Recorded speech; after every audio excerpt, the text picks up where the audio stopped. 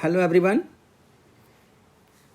In this video, I am going to tell you about some applications of trigonometry class 10th mathematics.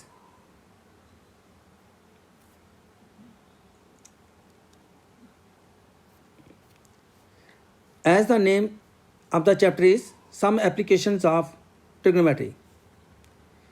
तो इस chapter में हम trigonometry के applications को use करते हुए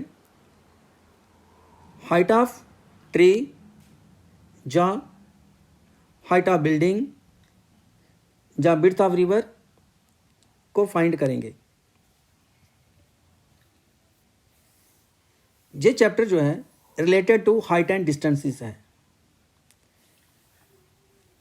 इसके पहले जो हमने चैप्टर स्टडी किया था इंट्रोडक्शन टू ट्रिग्नोमेट्री, उस चैप्टर में हमने ट्रिग्नोमेट्रिक रेशोज़ का यूज़ किया था। सेम ट्रिग्नोमेट्रिक रेशोज़ इस चैप्टर में भी हम यूज़ करेंगे। The only difference in this chapter is that while finding the height of any object we have to draw diagram। तो हमें उसके लिए डायग्राम को ड्रा करना पड़ेगा। इस चैप्टर के अंदर हमें किसी भी प्रॉब्लम को सॉल्व करने के लिए डायग्राम को ड्रा करना है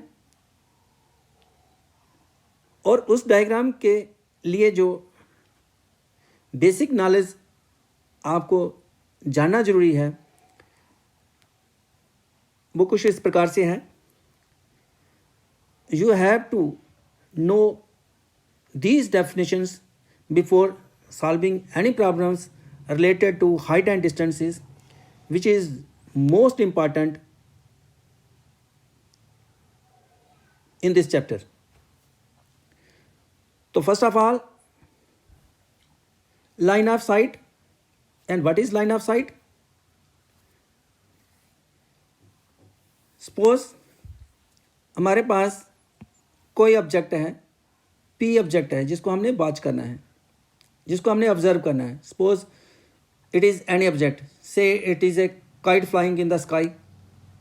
कोई काइट फ्लाई कर रही है, हम उसको ऑब्जर्व कर रहे हैं। The observer's eye is located at the point O. O point हम इसको कंसिडर कर रहे हैं जो ऑब्जर्वर की आई है। ऑब्जर्वर इसको देख रहा है ऑब्जेक्ट को। अब ये जो लाइन बनी ऑब्जर्वर्स की आई और ऑब्जेक्ट के बीच में, इसको बोलेंगे line of site. So the line joining the observer's I and the object observed is line of site. Observer की आई से जो ऑब्जेक्ट के लिए लाइन जो बन रही है उसको हम लाइन ऑफ साइट कह रहे हैं। और ऑब्जर्वर की आई से जो पैरेलल है अर्थ सरफेस के, जो लाइन अर्थ सरफेस के पैरेलल होगी उसको बोलेंगे हम हॉरिजॉन्टल लाइन। जैसे यहाँ पे ये हॉरिजॉन्टल लाइन है क्योंकि ऑब्जर्वर की आई यहाँ पे है, ऑब्जर्वर जहाँ से उसको वॉच कर रहा है ऑब्जेक्ट को, तो जो लाइन ऑफ साइट होगी और ये हॉरिजॉन्टल लाइन होगी। अब इसके अंदर एक इम्पॉर्टेंट जो बात आपको मैं बता रहा हूँ कि जब भी कभी आपको ऑब्जेक्ट आई से ऊपर देख रहे हैं, जैसे आप स्काई में कोई फ्लाइंग ऑब्जेक्ट को देख रहे हैं,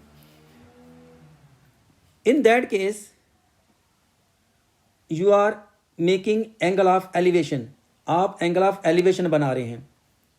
जब भी कभी आप अपनी आइज को ऊपर कर रहे कि कोई ऑब्जेक्ट को देख रहे हैं तो आप एंगल ऑफ एलिवेशन बना रहे हैं। तो एंगल ऑफ एलिवेशन भी एक इसके अंदर डेफिनेशंस यूज़ होगी जो बहुत ही इम्पॉर्टेंट है, उसके बारे में हम स्टडी कर रहे हैं। The angle between the horizontal line and the line of sight which is above the observer's eye. यहाँ पे ये जो एंगल हो रहा है ये एंगल ऑफ एलिवेशन है। और ये एंगल ऑफ एलिवेशन तभी बनता है कि जब हम किसी चीज़ को ऑब्जर्वर जो है, जब हम किसी चीज़ को ऊपर देख रहे हैं, जैसे बिल्डिंग के ऊपर कोई चीज़ टावर है उसको हम टॉप को देख रहे हैं, टावर की टॉप को देख रहे हैं, हम ज़मीन पे खड़े हैं, तो हम जब टॉप को देख रहे हैं तो हम एंगल ऑफ एलिवेशन बना रहे हैं।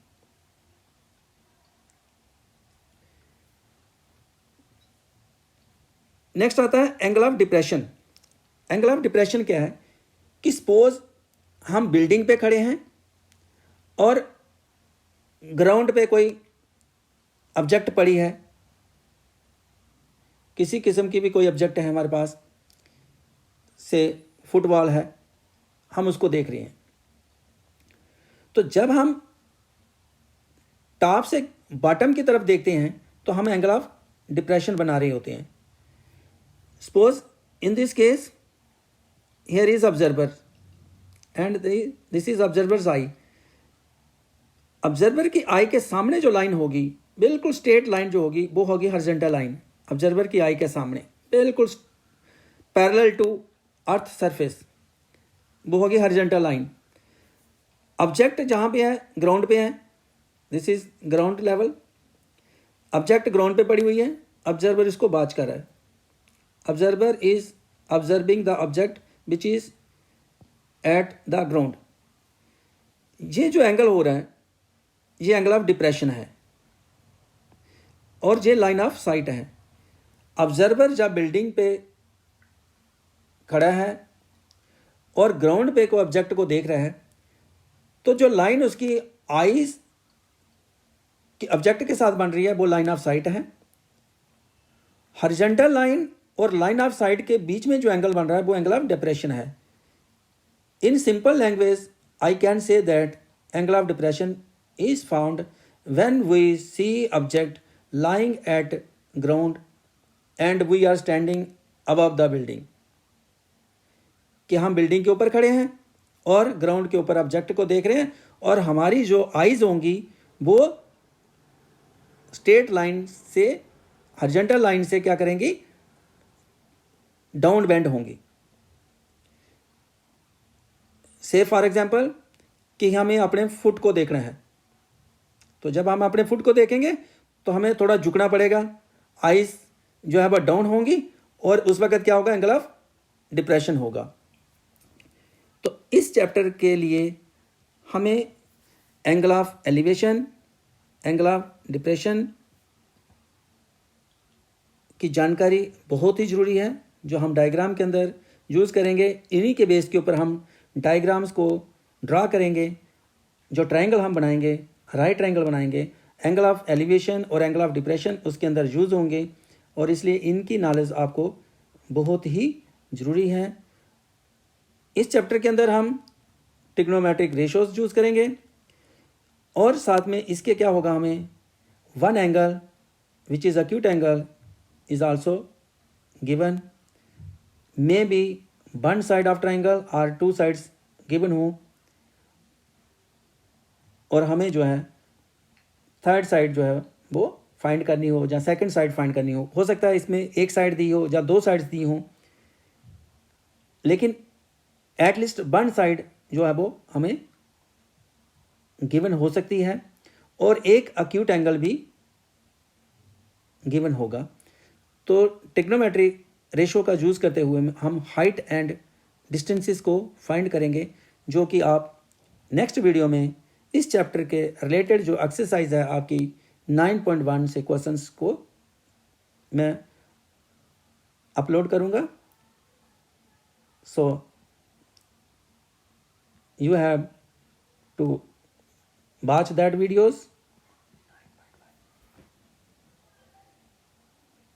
तो नेक्स्ट वीडियोस जो होंगी उनको ज़रूर देखिएगा। Thank you.